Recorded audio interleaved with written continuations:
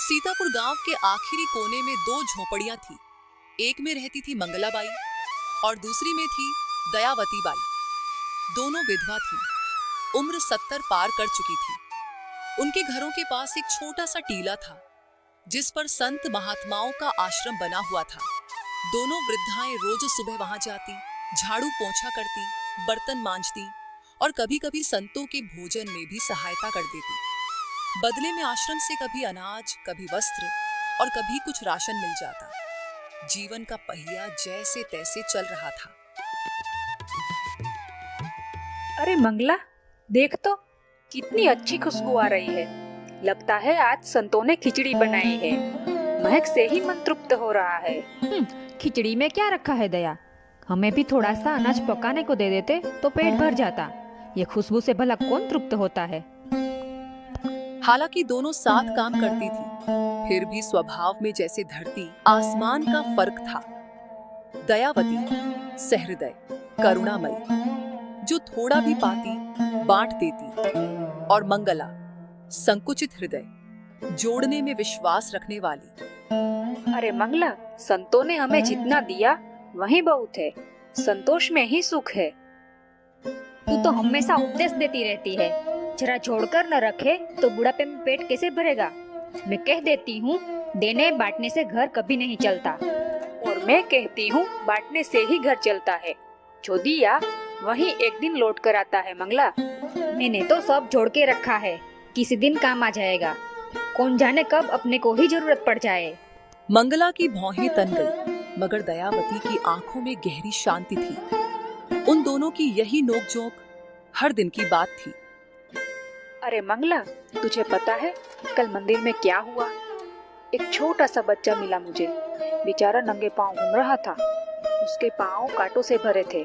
भला मैं कैसे देखती उसे ऐसे चलते हुए। बस अपनी पुरानी चप्पलें उतारी और उसके पांव में पहना दी। तू बिना दया अपना सामान ऐसे ही किसी को थमा देती है। सोचती भी नहीं कि बाद में तुझे ही कमी पड़ जाएगी। मंगला, जो चीज जरूरतमंद के काम आ जाए वही तो असली कमाई है। मेरे पास दो है और उसके पास एक भी ना हो तो देने में ही सुकून है। मैंने तो सब जोड़ के रखा है, किसी दिन काम आ जाएगा। कौन जाने कब अपने को ही जरूरत पड़ जाए। यही उनकी रोज की बहस थी। दोनों की सोच जैसे दो राहें थी जो कभी मिल ही नहीं सकती थी। शाम का समय था। आसमान अचानक काला पड़ गया। बादलों की गरज और बिजली की कड़क से गांव कांप उठा। दोनों वृद्धाएं भागकर अपने अपने घर में घुस जाती हैं। हाय राम, ये कैसी घनघोर बारिश आई है। लगता है रात को भूखा ही सोना पड़ेगा। हे भगवान, तू सबकी रक्षा करना। इस तूफान में कोई राहगीर भटक न जाए। तूफान तेज हो चुका है। तभी मंगलाबाई के दरवाजे पर दस्तक होती है। उफ, अब ये कौन आ गया दरवाजा पीटने? जरूर कोई मुसाफिर होगा। मेरा खाना देखकर भीख मांगने आ गया। पेट भर लूं, फिर देखती हूँ कौन आया है। मंगलाबाई दरवाजा खोलती है। सामने खड़ा है एक शांत तेजस्वी साधु। माई, रोटी का टुकड़ा मिलेगा? महाराज, आप तो धन्य हो। अंदर आइए, आपके लिए थाली सजाती हूँ। वो साधु आम नहीं था। उसकी आंखों में अद्भुत करुणा और तेज था। साधु को देख मंगलाबाई का मन बदल गया। सोचने लगी, ऐसे संत तो कुछ दे जाते हैं, चलो थोड़ा दे देती हूँ। साधु भोजन कर चुके हैं। वो अब आग्रह करते हैं। माई, दो वृद्धाएं आश्रम में आई हैं। तूफान ने सब छीन लिया उनका। एक कंबल भी दे सको तो बड़ी कृपा होगी। मंगलाबाई सोचते हुए अंदर जाती है। कमरे में नया कंबल रखा था। एक बार उसकी ओर देखा पर फिर मुड़ गई। नया कंबल? नहीं नहीं, अभी तो एक बार भी नहीं ओढ़ा। 7 साल पुराना वाला ही दे देती हूँ। पर वो भी तो बड़ा मजबूत है। क्या पता वे औरतें गंदी हो, बीमार हो, कंबल खराब कर दे। सोचते सोचते उसने एक जीर्ण शीर्ण चादर निकाल ली और बाहर आई। महाराज, यही है मेरे पास। पुरानी है पर कभी बहुत अच्छी थी। पूरे 8 आने में आई थी। अब और क्या दूं? धन्य हो माई।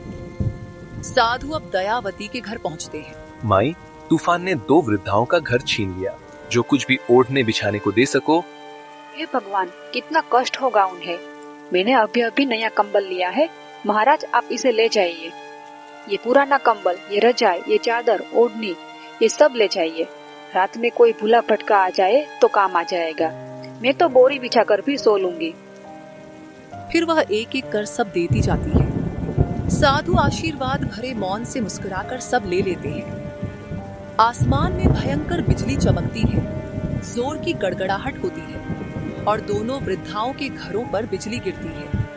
दोनों के घर जलकर राख हो जाते हैं। वो दोनों चीखती हुई बाहर निकलती है।